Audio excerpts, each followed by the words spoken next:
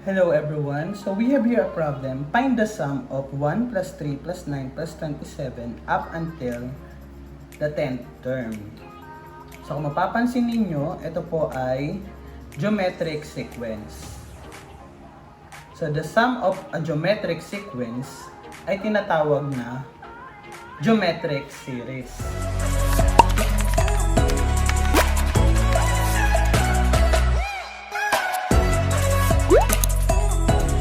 Geometric series. So bago yan, a series is an indicated sum of terms of a sequence. So the sum of the terms of a geometric sequence is called geometric series. Ibig sabihin, kapag ang geometric sequence in-add natin, ang tawag doon ay geometric series. In this case, we are finding the sum of a geometric sequence here. So paano natin nasabi that this is a geometric sequence? Kasi meron siyang common ratio. So, para mahanap again ang common ratio, i-divide lang natin yung terms to its preceding term. Halimbawa, 27 divide 9 ay 3, 9 divide 3 ay 3, and 3 divide 1 ay 3. So, meron siyang common ratio. Ibig sabihin, siya ay geometric sequence. So, we are finding the sum of a geometric sequence. Ang topic natin ay all about geometric series. So, bago natin i-add yan, with the use of a formula, i-add muna natin siya manually. So, pag in-add natin yan manually, ito po iyon. So, this is 1 plus 3 plus 9 plus 27 plus 81 plus 243 plus 729 plus 2,187 plus 6,561 plus 19,683. So, kapag in-add natin yan, ang magiging sagot dyan ay 29,524.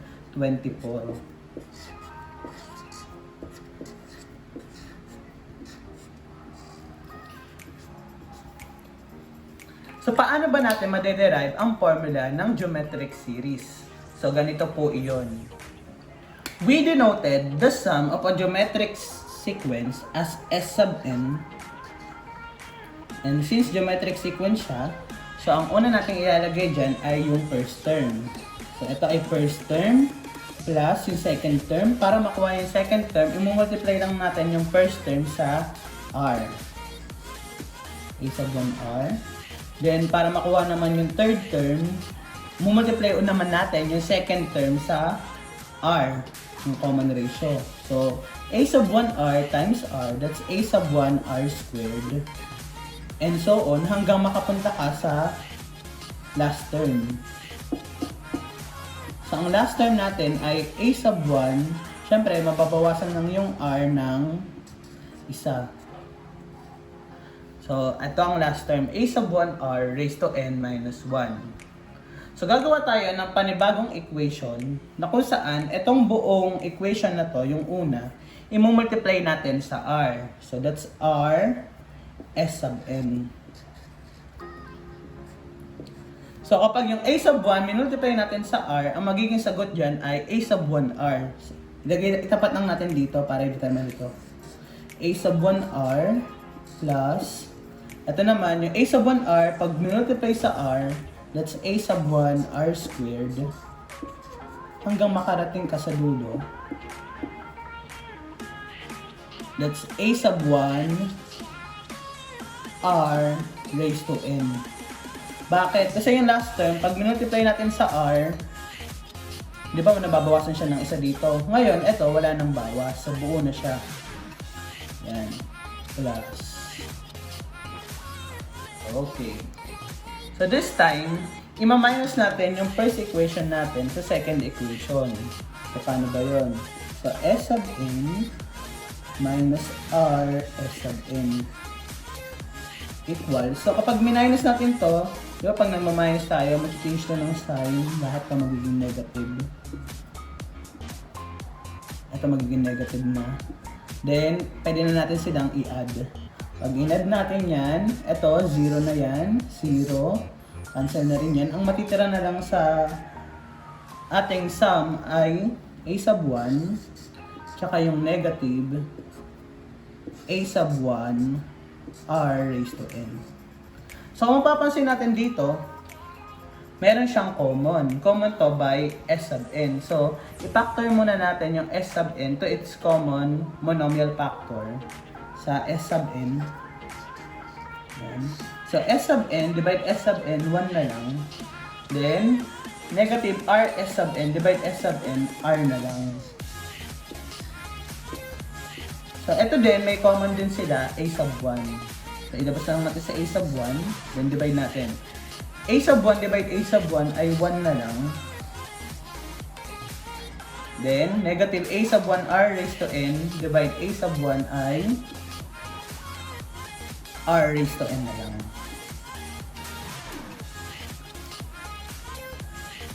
Since ang hinahanap natin ay sum ng geometric sequence, so ito lang naman ang hahanapin natin. So, di-divide natin both sides by 1 minus R.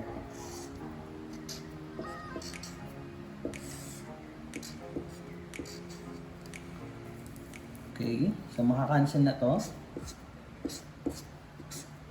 So, matitira na lang S sub n equals A sub 1 times the quantity 1 minus R raised to n all over 1 minus R. So, this is now the formula.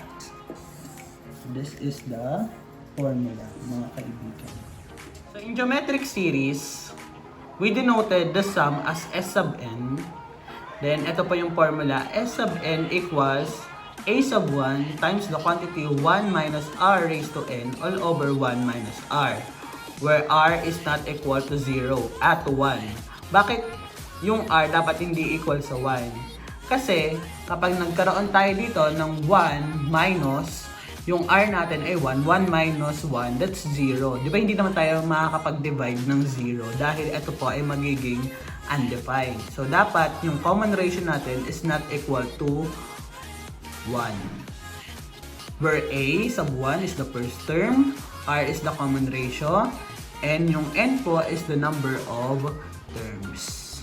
Alright, so let's have an example. Okay, so since ang hinahanap natin yung sum ng 1 plus 3 plus 9 plus 27 hanggang A sub 10, pwede natin gamitin yung formula na nasolve natin kanina. Ano nga ulit yung formula na yun? That is S sub n equals A sub 1 times the quantity 1 minus R raised to n all over 1 minus R. Okay, bigay muna natin yung mga given. So, ano lang ba yung mga kailangan natin dito? Kailangan lang natin ng A sub 1, which is 1. Yung R, which is, nasolve natin kanina, 3. And yung number of terms, yung N, ay 10. So, pang 10th term ba yung hanapin? Yan. So, applying this formula, we now have S sub 10 equals A sub 1 is 1 times the quantity 1 minus 3, yung R natin is 3 raised to 10, yung N natin ay 10 over 1 minus 3. So, ang S sub 10 ay equal sa 1 times the quantity 1 minus, so hanapin na natin yung 3 raised to 10. So, yung 3 multiply natin sa sarili niya 10 times. So, that is equivalent to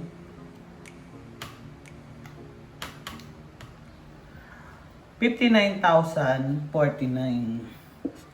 59,049. All over 1 minus 3. So, i-minus na natin yan. So, ano lang naman yan? 3 minus 1, tapos ang sagot, negative. So, 3 minus 1, that's 2. Ang sagot dyan, dapat negative. Ayan.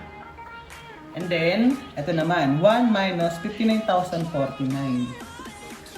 So, since ito ay 1 minus 59,049, baliktarin lang natin. Then, yung magiging sagot dyan, negative. 59,049 minus 1, that's 59,048.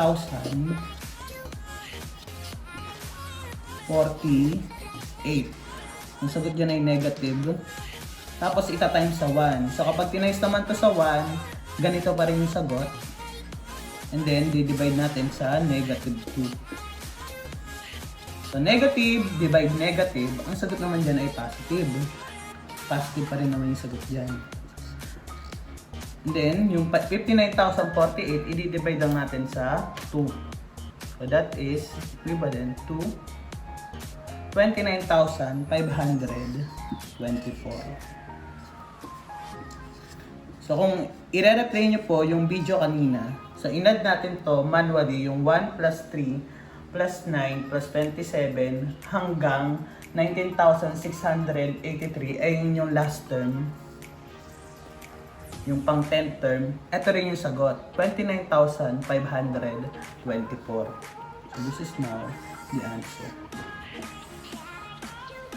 Find the first 10 terms of the sequence 3 plus 6 plus 12 plus 24 and so on. So para ma-solve natin yan, identify muna natin ang given. So ang first term dyan ay ang a sub 1 ay 3. Ang common ratio dyan ay, so pili lang tayo ng isa. So 12 divided by the preceding term which is 6. 12 divided 6, sagot mo dyan ay 2. Then yung n natin is, find the first 10 terms. So yung n natin, ilan yung number of terms? That is 10. Applying the formula, S sub n equals a sub 1 times the quantity 1 minus r raised to n over 1 minus r. So this is S sub 10 equals a sub 1, 3 times the quantity 1 minus r 2 raised to 10 all over 1 minus, ang r natin ay 2. So this is 3 times the quantity 1 minus 2 raised to 10. So ang 2 raised to 10 ay 10 times natin i-multiply yung 2 sa sarili niya. So to din. So 2 raised to 10 ay equal sa 1,024.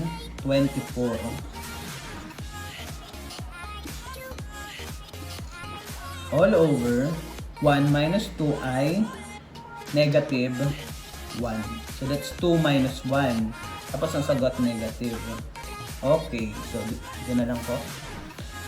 So, solving it further, S sub 10 equals the 3 times the quantity 1 minus 1,024 ay negative 1,023 over negative 1. So, S sub 10 equals, multiply natin yung 1,023 by 3. So that is negative 3,069 and then divide natin by negative 1. Yan. So negative divide negative, ang sagot na po dyan ay positive. So S sub 10 is equal to, ito lang, so change lang na sign, 3,069. So you can do the math, paki-check hanggang 10 terms. So that's 3 plus 6 plus 12 plus 24 plus 48 and so on hanggang 10 terms. Then i-add. Pag na-add nyo yan, ang magiging sagot dyan ay 3,069. Find the first 12 terms of 3, negative 6, 12, negative 4, and so on. So, first, hanapin muna natin ang given. So, ang a sub 1 ay 3. Ang r natin ay, okay, kuha muna tayo ng isang terms, then divide natin sa preceding terms. Negative 6 divided by 3 ay negative 2. So, ang common ratio natin ay negative 2. Then, number of terms ay 12. Okay, formula S sub n equals a sub 1 times the quantity 1 minus r raised to n all over 1 minus r. Okay. So this is S sub 12 equals, ang a sub 1 ay 3 times the quantity 1 minus, ang r natin ay negative 2 raised to 12 over 1 minus negative 2. Okay. Ayan. So, S of 12 equals 3 times the quantity 1 minus. Okay, tandaan natin, kapag ang base natin ay negative at ang exponent niya ay even numbers, ano ba yung mga even numbers? 2, 4, 6, 8, 10, 12. Ang magiging sagot natin dito ay positive. So, yung 2, i-erase lang natin, itatimes lang natin sa sarili niya ng 12 times, then ang sagot dyan ay positive. Kapag naman, ang base natin, yung nandito, ay negative, at yung exponent niya ay odd numbers, ano ba yung mga odd numbers? 1, 3, 5, 7, 9, 11, and so on. Ang magiging sagot naman dyan ay negative. So, since ang exponent natin ay even, so ang magiging sagot dito ay positive. So, 2 raised to 12, ang sagot mo dyan ay 4,096 positive. No?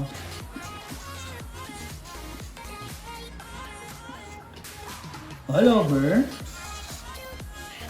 1 minus negative 2. So, paano ba tayo nagma-minus? Diba, change the sign ng subtrahen. Ito magiging plus. Then proceed to addition. So, magiging 1 plus 2, which is 3. Okay. So, i-minus lang natin yung 1 minus 4,096. So, that is negative 4,095. Okay. Then, multiply natin sa 3, tapos divide natin sa 3. Or, pwede na natin yang i-cancel. Ganun din naman yung magiging sagot dyan. So, ang magiging sagot po, ang S sub 12 ay equivalent sa negative 4,095. So, again, bakit hindi ko na siya minultiply sa 3, tapos i-divide sa 3? Kasi kapag minultiply natin yan sa 3, tapos dinivide natin sa 3, ayun pa rin naman yung magiging sagot dyan. So, pwede na natin yang i-cancel out. So, ayan po yung sagot. Negative 4,095. First 6 terms of 36 plus 18 plus 9 and so on. So, bago tayo magsimula, identify muna natin ang first term.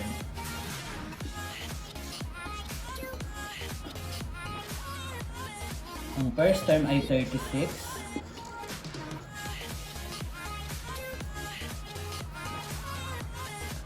Ang R natin ay pili lang tayo ng isa, then divide natin sa preceding terms. So, 9 divided by 18, so that's 9 over 18. Yan. So, i-lowest term na lang, 9 over 18 ay 1/2. Divisible yun parehas by 9. Next naman is the number of terms. So, ang number of terms dyan ay 6. Lying the formula, f sub n equals a sub 1 times the quantity 1 minus r raised to n all over 1 minus r. Okay, so S sub 6 equals a sub 1 ay 36 times the quantity 1 minus, ang r natin ay 1/2 raised to 6 all over 1 minus 1/2. Okay, so S sub 6 equals 36 times 1 minus, so ang 1/2 raised to 6 ay 1/2 times 1/2 times 1/2 hanggang 6 na 1/2. So that's 1 over 64. All over, ang 1 bawasan ng 1/2, that's 1/2, diba? Okay. Next, so 1 minus 64, so paano na yan? So that is, ang 1 naman ay 64 over 64 para parehas sila ng denominator. So that's 64 over 64 minus 1 over 64 over 1/2. So medyo complex na yung fraction dito, pero kaya pa naman yung sagutan. Okay, so lipat lang natin. Okay, so paano ba tayo nagma-minus ng fraction? So kapag parehas naman yan ng denominator, so sasubtract lang natin yung numerator. So that's 64 minus 1. Ang sagot po ay 63 over, copy lang yung denominator, 64 divided by 1/2. So in this case, para hindi malaki yung multiply natin, kasi multiply natin yan 36 times 63 over 64. So in this case, pwede na natin tong yung 36 and 64, hanapin natin yung kanila kung common dyan, then pwede natin i-cancel. So ayun naman ay common by 4. So kapag kinancel out natin yung 4 dyan, ang matitira na lang dito ay, so 36 divided by 4 ay 9 na lang. Then dito, 64 divided 4 ay 16 na lang. So medyo maliit na lang yung i-multiply natin. So ang multiply na lang natin ay 9 times 63, tapos over 16 yan. So 9 times 63 po ay equivalent sa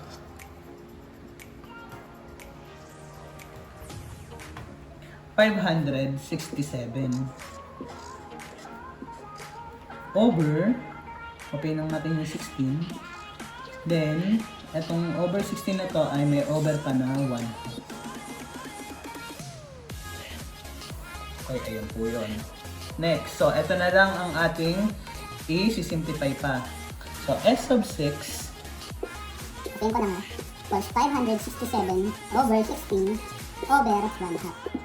so kapag ganyan guys, na overlapping or complex ang ating fraction, so meron tayong tinatawag na means and extremes. Okay, so ang extreme niyan, siya yung magiging numerator. Multiply lang natin yung extremes, yung pinaka nasa labas. So that is 567 times 2. And then, guys, huwag nyo munang i-multiply para pag meron pang pwede i-cancel, maka-cancel natin. So this is 567 times 2, and yung means naman, ito po yung means, multiply din natin yan. So 16 times 1. That's s of 6. Okay, now, kung mapapansin nyo, meron silang common factors dyan na pwede natin i-cancel out. Halimbawa, si 567 may kapares ba dito sa baba? So kung wala, skip natin siya. Then si 2, meron ba siyang ka-common sa baba? So pwede bang i-divide? So meron naman sa 16. So 2 and 16, meron silang greatest common factor. Ang common factor nila ay 2. So divisible yung parehas by 2. So 2 divide 2, 1 na lang. And 16 divide 2 ay 8. And then kung wala ng common factors, yung matitira, i-multiply lang natin, then ayun na po yung sagot. So in this case, 567 times 1, that's 567, over 8 times 1, that's 8. So ang pang 6, ang sum ng ating pang 6 terms ay 567 over 8. So ayun na po yung sagot.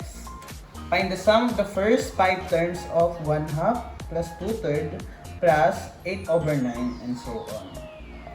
In this case, kung papansin nyo, ayun po ay fraction. Yan. So, identify muna natin yung given. So, ang a sub 1 ay 1/2. Ang common ratio ay, kuha lang tayo ng isa, then divide natin. So, that's 2/3 divide 1/2. So, paano nga ulit tayo nagde-divide? Dito na lang. So, 2/3 divide 1/2. So, pag nagdi-divide tayo ng fraction, yung divisor or yung nasa right side, i-reciprocal natin, then magpuproceed tayo sa multiplication. So, magiging 2/3 yan.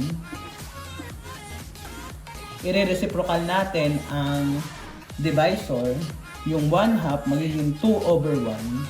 Then, magpuproceed tayo sa multiplication. Okay. sa multiplying fractions, multiply lang natin yung denominator, numerator, then multiply natin denominator. Then kung meron siyang lowest term, simplify natin into lowest term. So in this case naman, nakikita ko wala naman siyang lowest term kapag multiply. So that is 2 times 2, which is 4, over 3 times 1, 3. So ang common ratio po natin dyan ay 4 over